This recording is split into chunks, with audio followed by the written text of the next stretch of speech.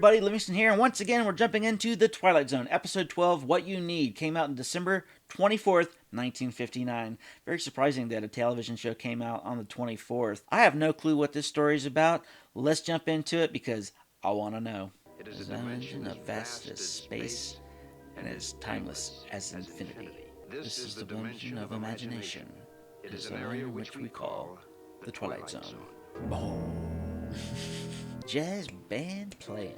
Windjammer Cafe. Smitty's. These sound like 50s names. Walking into the Del Rio, where they have cocktails.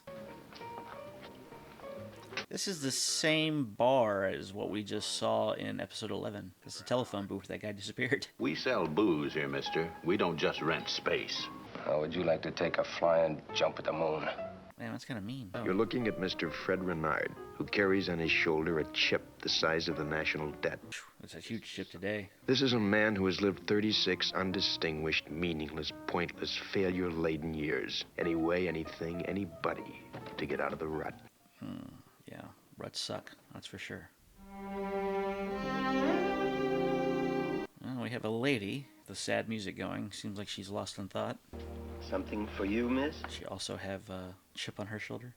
I guess I need some matches. Oh, looks her in the eye. I'll tell you what you need. Oh, what? What is it? Oh, very good cleaning fluid. It's what you need. If you say so. That'll be 80 cents, Lefty. 80 cents. What you looking at, old man? What do you got, Pop? Many odds and ends. Well, what do you think I need, Pop? Look him in the eye. What I need you haven't got. Tell him, Lefty. Tell him what you need. A new left arm. See a picture? Yeah, Lefty was quite a pitcher in his time. Then his arm went sour. I dropped a bundle on him on a Sunday a couple of years ago. What do you do now? He comes in here 7 nights a week. That's kind of mean, sir. There are alternatives. There are things instead. Like? Instead of pitching? I think I know what it is you need. Spell it. Is it a ticket? Bus ticket. That's what it is. You gotta get out of the city. Bus ticket to Scranton, Pennsylvania. Odd place to want to go, but could be nice. Now, what's in Scranton, Pennsylvania, old man? Coal mines. Interesting. Lefty, Yeah. telephone. Is it something in Scranton? They need a coach or something in Scranton? What? You gotta be kidding me. Can't read lips. Plus they're not even showing them.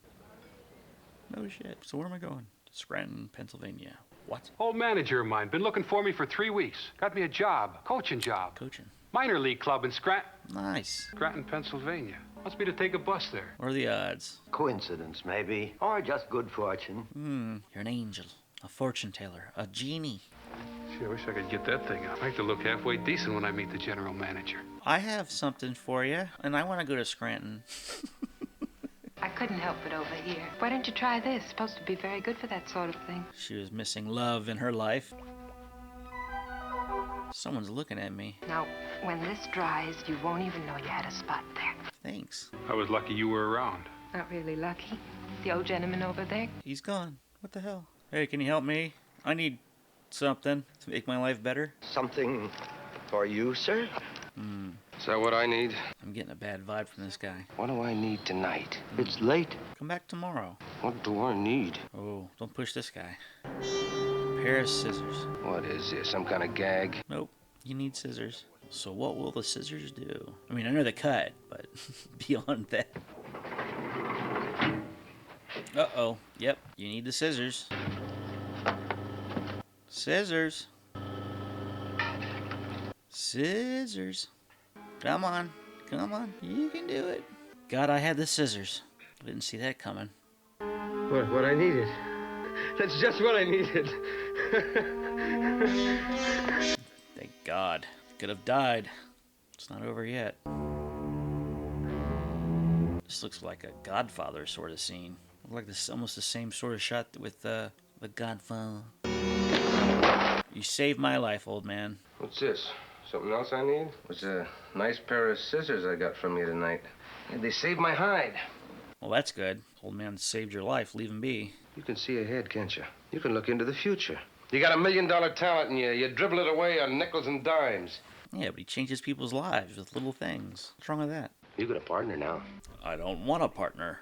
I don't need anything. I have this talent. I must use it sparing.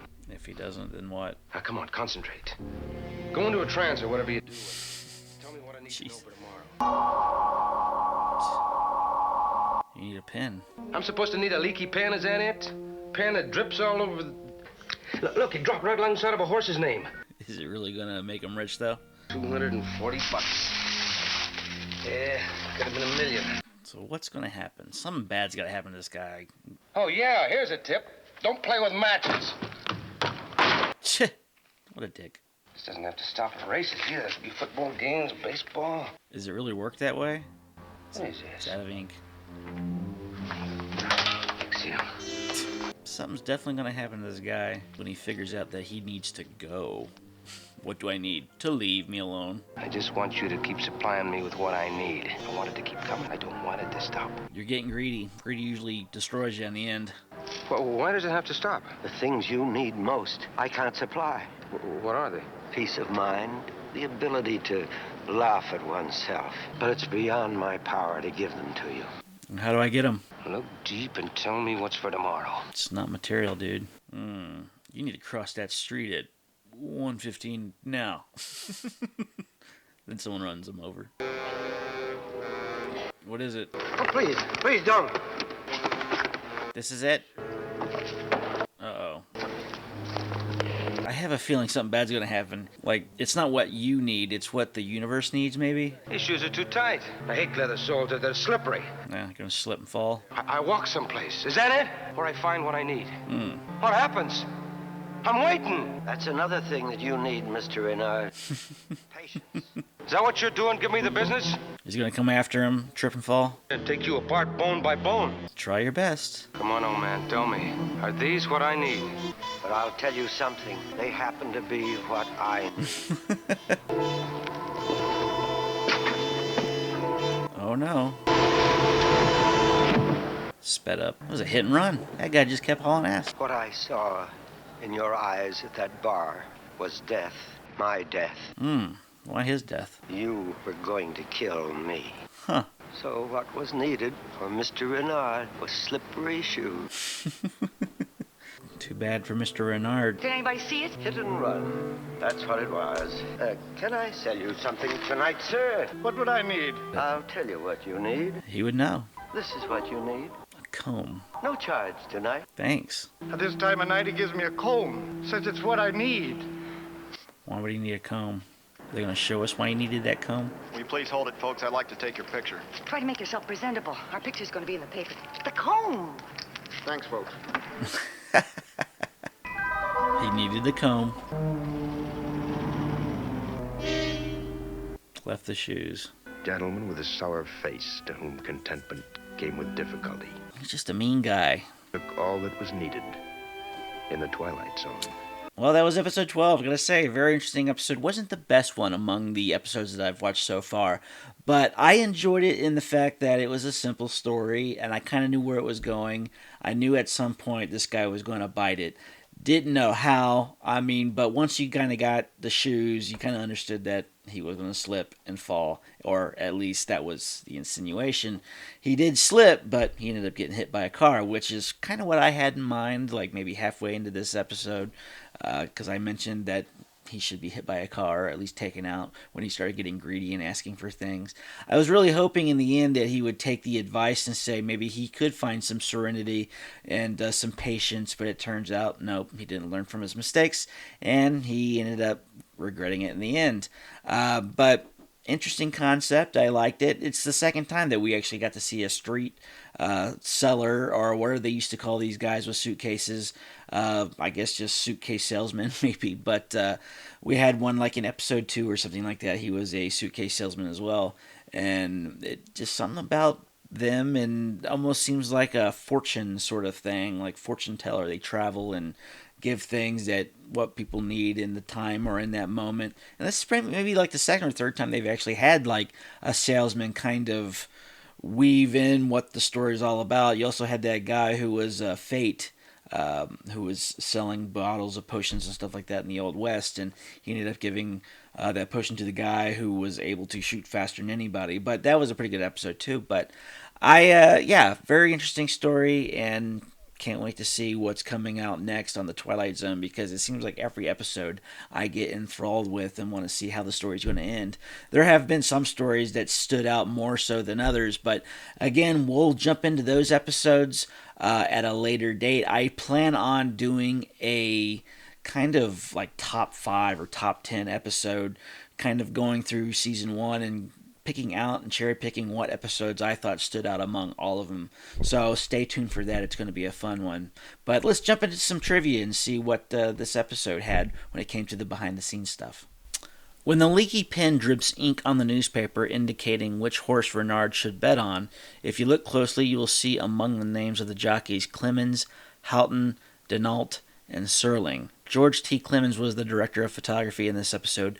Buck Houghton was producer. Edward O. Donaton was assistant director, and Rod Serling created it. Original story featured a machine that could foretell an individual's probable future. Rod Serling replaced this science fiction element with a street peddler. Street peddler. I like suitcase seller. Suitcase salesman. I don't know. But street peddler works too. But the street peddler who could magically perform the same function, which I kind of like. Gives it a more human perspective. When the bellboy brings the newspaper, the Daily Chronicle, to Fred Renard, the headline is seen to read H-bomb, capable of total destruction. This is the same newspaper plot used in Time Enough at Last. Oh, okay. That was the one where the H-bomb actually did go off, and the guy had all the time in the world to read the books, and then he broke his glasses. What You Need originally appeared in the October 1945 issue of Astounding Science Fiction. It was credited to Louis Paget, a pseudonym used frequently by Henry Kuttner and C.L. Moore. The $240 that Mr. Renard wins comes out to $2,423.88 in 2022, adjusted for inflation. Man, oh man, inflation. Well, that was it for episode 12. No more on that. We're moving on to episode 13 next week, so stay tuned for that. And while you're at it, like, share, and subscribe to follow along on our journey to episode 156. So, until next time, see you later.